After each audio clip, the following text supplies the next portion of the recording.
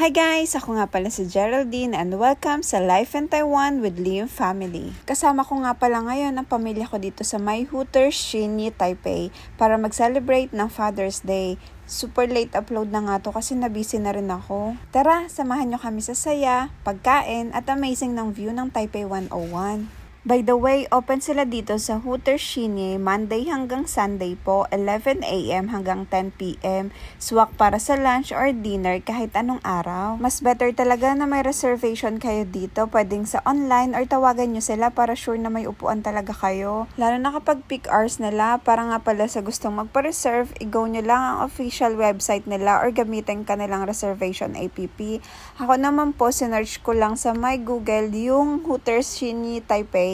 Tapos may makikita kayong website doon, ilalagay ko po dito and then click nyo lang yon. Tapos pwede na kayo magpa-reserve doon. Pumili lang po kayo ng date at oras, ilagay kung ilan kayong guest at i-confirm lang ang booking. Simple lang, diba? Tapos ready na kayo para sa masasarap na pagkain at magandang experience. Syempre, una naming sinubukan yung famous nilang chicken wings. Ang sarap din talaga, may iba't ibang flavors mula sa spicy buffalo hanggang sa sweet honey barbecue. Tapos sa pinaka-table nyo po, may QR code doon. Pwede nyo i-scan sa phone nyo. Tapos may mga services sila doon na pwede nyo i-request katulad ng water, menu, or mag-refill kayo ng drinks nyo.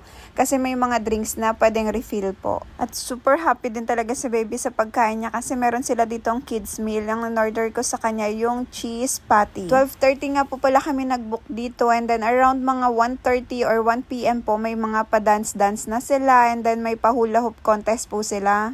Ito nga po, nagpe-perform na sila ng mga hula hoop tricks nila. Ang galing nila, si sexy talaga nila dito. Sana all ang papayat. Kaya tamang-tama talaga na ito yung desisyon kong mag-book dito na Father's Day. O, diba? Ang galing ni ate, ang dami niyang hula hoop mamaya iikot sa bewang niya.